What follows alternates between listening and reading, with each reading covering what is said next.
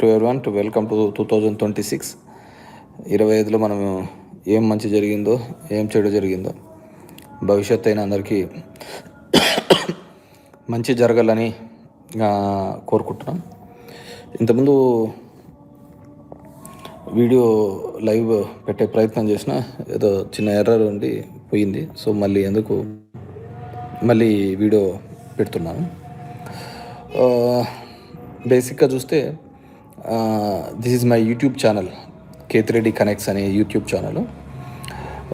మామూలుగా నేను ఫేస్బుక్లోనూ దీనిలోనూ ఉంటాను నేను. సో దాంట్లో లైవ్ పెడుతూ ఉంటా అంటే కానీ ఆ కేతిరెడ్డి ఎమ్మెల్యే అని ఉండడంతో కొంతమంది కింద కామెంట్స్, ఇంకా ఎమ్మెల్యే కాదు కదా ఇది, అరే నాకేం మోజు అప్పుడెప్పుడో పెట్టా, నాకు ఎమ్మెల్యే కంటే పైకి పోవాలనే ఉంటుంది, నాకు ఎమ్మెల్యే పెట్టాలని ఏమైనా మోజు ఏముండదా, మోజు అని ఉంటుందో చెప్పు, అంతకంటే పైన ఉండాలనే కోరుకుంటాం కదా, మంచి పోస్ట్ ఉండాలనే. సో అది ఫేస్బుక్ వాళ్ళకి మెయిల్స్ పెట్టినాము,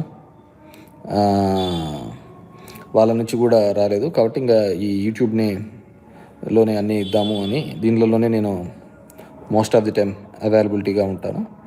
సో కపుల్ ఆఫ్ థింగ్స్ జరిగినది నేను మొదటి నుంచి చెప్తుంటే కదా, కొన్ని రోజులు టైం ఇచ్చేసి తర్వాత యాక్టివ్ అవుతాను ఇది అని చెప్పేసి. అంటే పొలిటికల్గా యాక్టివ్గా ఉన్నాం కానీ మాట్లాడేది కానీ చెప్పేది కానీ ఇంతకుముందు బాగా ఫేస్బుక్లో రెగ్యులర్గా మాట్లాడుతూ ఉంటే 10 రోజులకు ఈ మధ్యన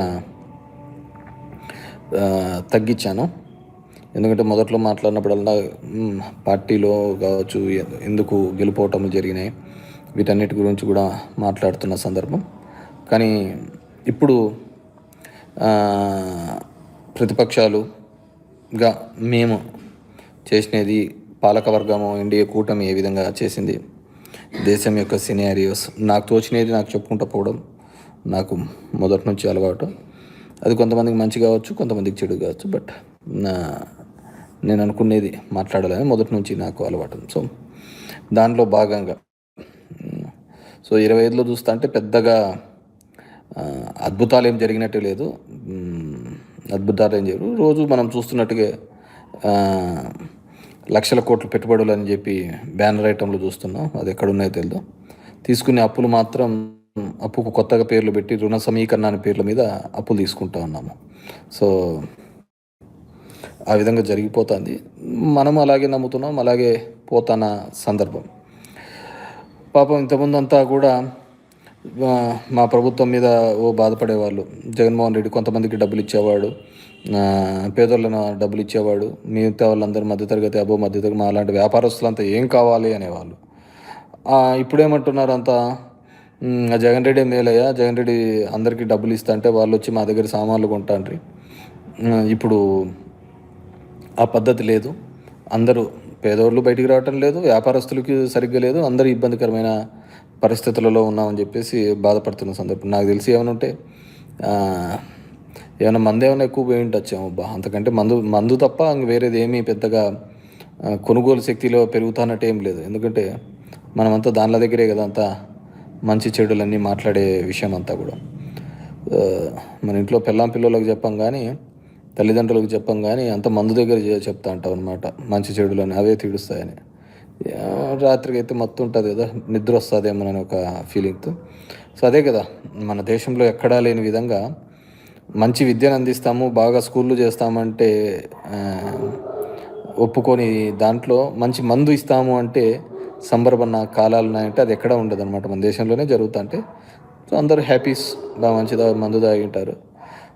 సో ఈరోజు ఈ లైవ్ వల్ల ఇది చేసేది ఏంటంటే, ఏ వర్గం హ్యాపీతో ఉంది, ఏ వర్గం హ్యాపీగా లేరు అనే దాంట్లో చూస్తే, రైతాంగం చూస్తే అలాగే తయారైనాడు, కర్షకుడు, కార్మికుడు అందరూ కూడా ఇబ్బందికరమైన పరిస్థితి. 2026లో అయినా మంచిదే జరుగుతుందేమో చూడాలి. మరి రైతులు గిట్టుబాటు లేదు, కార్మికులు పని చేస్తే డబ్బు లేదు. ఇప్పుడు కొత్తగా గ్రామాలలో అయితే ఇప్పుడు ఎన్ఆర్జీఎస్ వచ్చింది. దాన్ని ఎన్ఆర్జీఎస్ 2005లో నేను హానెస్ట్గా చెప్పదలుచుకున్నా. చాలా చోట్ల గొడవలు, ఫ్యాక్షన్లు తగ్గినాయి ఎన్ఆర్జీఎస్ వచ్చిన తర్వాత. ఎందుకంటే ప్రతి ఒక్కరు తన కాళ్ళ మీద తను పని చేసుకుంటున్నాడు, తిరుగుతున్నాడు, పని చేసుకుంటున్నాడు, ఇబ్బంది లేకుండా ఉన్న సందర్భం నుంచి ఈరోజు 10,000 కోట్ల రూపాయల బడ్జెట్ నుంచి ఇప్పుడు 4,000 కోట్లకు బడ్జెట్ అయింది. మనమంతా ఏమైందంటే జీరామ్జీ పేరు పెట్టినాడు, గాంధీ పేరు తీసేసినాడు, దీని మీద అంతా పడింటే వీళ్ళు సైలెంట్గా ఆ డైవర్సిఫికేషన్లో సైలెంట్గా పథకాన్ని కంప్లీట్గా నిర్వీర్యం చేయడం పరిస్థితి. ఎందుకంటే ఓన్లీ మనకు అదాని అంబానీ బాగుంటే చాలు కదా, వీళ్ళందరూ జనాలు ఎట్లా పోతేనే ఏముంటుంది. మనం కూడా దాని గురించి కూడా పెద్దగా ఆలోచించే పరిస్థితిలో లేములే. మనకంతా కూడా ఆ పద్ధతిలో ఆలోచించే పరిస్థితి లేదు. ఖచ్చితంగా ఉపాధి హామీ పనిలో జరిగిన లోటుపాట్ల వల్ల, ఎందుకంటే స్టేట్ గవర్నమెంట్ డబ్బులు ఇచ్చేంతవరకు సెంట్రల్ గవర్నమెంట్ డబ్బులు ఇవ్వదు, మనమా అప్లోడ్ చేయలేము, మనకున్న వ్యాపకాలు ఎక్కువైపోయినాయి, ఉన్నదంతా తీసుకుపోయి అమరావతిలో పెట్టడానికే సరిపోతుంది, ఎక్కడ ఏమీ జరిగే పరిస్థితిలో లేదు. సో మీకు పోయే కొద్దీ తెలుస్తుంది ఉపాధి హామీ ఏ విధంగా నిర్వీర్యం చేశారు, ఏ విధంగా గ్రామాల్లో ఇబ్బంది జరుగుతుంది అనేది పోయే కొద్దీ నీట్గా తెలుస్తూ ఉంటుంది అనమాట. ఎవరో వంశీ 11 ప్రోనా ఎవరో పెట్టారు, మంచి నకిలీ మంది అది. సో మా దరిద్రం చూడు, మేమంతా నకిలీదని చెప్పేసి మా మీద కేసులు పెడితే తీరా చూస్తుంటే వాళ్ళు దొరికి పెట్టినారనమాట. మా నకిలీ కేసులు అయిపోయినాయి, వాళ్ళు ఒరిజినల్ కేసు అయిపోయినాయి. ఎందుకంటే ఈ కేసుల విషయానికి వస్తే చెప్తే వాసుదేవ్ రెడ్డి అని అప్పుడు ఉండే అతను చంద్రబాబు నాయుడు గారి మీద కేసు పెట్టినాడు, కంప్లైంట్ ఇచ్చినాడు, కేసు రిజిస్టర్డ్ నకిలీ మద్యం. అదే అతన్ని మళ్ళీ వీళ్ళు కంప్లైంట్ ఇచ్చి కేసు రిజిస్టర్ చేసినారు. అతను అప్రూవల్ అయిపోయినాడు. అతను అప్రూవల్ అయిపోయి చంద్రబాబు పెట్టిన కేసేమో ఫ్యాక్ట్స్ లేవు అని చెప్పేసి దాంట్లో ఏదో చెప్పారు, కరెక్షన్ ఆఫ్ ఫ్యాక్ట్స్ ఏదో అని చెప్పేసి దాని కింద అతని కేసులోంచి తీసేసే ప్రయత్నం చేస్తున్నాడు. మామూలుగా నాకున్న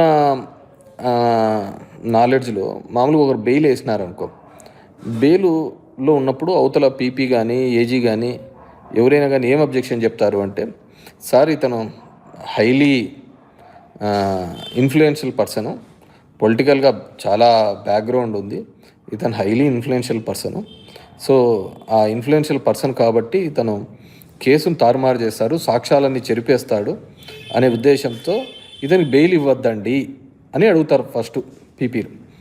కోర్టు దానికి కన్విన్స్ అయితే బెయిల్ ఇవ్వదు, కన్విన్స్ కాకుంటే బెయిల్ ఇస్తా అంటారు. ఇప్పుడు చంద్రబాబు నాయుడు కేసులో సుప్రీంకోర్టులో బెయిల్ వచ్చింది. సరే, అతనికి ఏదో జబ్బుల వల్ల బాధపడుతున్నాడనో ఇంకోటి వచ్చింది. ఈరోజు జరుగుతున్నది ఏంది, వాసుదేవ్ రెడ్డి అనే అతన్ని తీసబోయి కేసులో ఇరికిచ్చాడు. అతని చేతనే చంద్రబాబు కేసులో ఫ్యాక్చువల్స్ లేవు దీంట్లో అని ఒకటి విత్డ్రా పిటిషన్ వేసినారు. ఇది ఇంతకంటే దరిద్రం ఉంటుంది, ఇంతకంటే ఇన్ఫ్లుయెన్స్ చేసేది ఏముంటుంది ఒక కేసుని. సరే, మన దేశంలో ఇవే జరిగిపోతున్నాయి కాబట్టి ఇంక సరిపోతుంది, అన్ని వ్యవస్థలు అలాగే తయారైనాయి కాబట్టి దీంట్లో కూడా. లేకుంటే ఇది ఎవడు చెప్పినా ఎక్కడ చెప్పినా ముందు ఫస్ట్ జరిగేది ఏంటంటే సుప్రీంకోర్టుకు పోయినా ఎక్కడ పోయినా చంద్రబాబు నాయుడు గారి బెయిల్ క్యాన్సిల్ కావాలి. బికాస్ హీఈస్ అండ్ సుప్రీంగా ఉండి, ఈ స్టేట్ ముఖ్యమంత్రిగా ఉండి హీఈస్ ఇన్ఫ్లుయెన్సింగ్ ఒక కంప్లైంట్ పార్టీని ఇన్ఫ్లుయెన్స్ చేసి అతని మీద కేసు పెట్టిన దాని మీద ఆయన విత్డ్రా ఎట్లా చేస్తారు. ఎందుకంటే ఆ కేసులో ఈడీ 2-3 జైల్లో పెట్టింది. ఈడీని 2-3 పెట్టి జైల్లో వేసి ఇతను 52 రోజులు జైల్లో ఉండి చాలా ఆస్తులు అటాచ్ చేసింది. మరి అలాంటి కేసులలో ఎలా పెడతారో నాకు అర్థం కావటం లేదు. సో మన రాజ్యాలన్నీ అలాగే నడుస్తున్నాయి కదా, ఏదైనా ఎట్లయినా చేసుకుంటా ఉండొచ్చు, అన్నిటికీ ఒక దేవుని పేరు చెప్పుకుంటా అంటే చాలా ఇంకా బయటపడిపోతా అంటారు. అదే కదా, మనం దేవుణ్ణి మనం నమ్ముతాం, వాళ్ళు నమ్ముకుంటా అంటారు రాజకీయాల కోసం.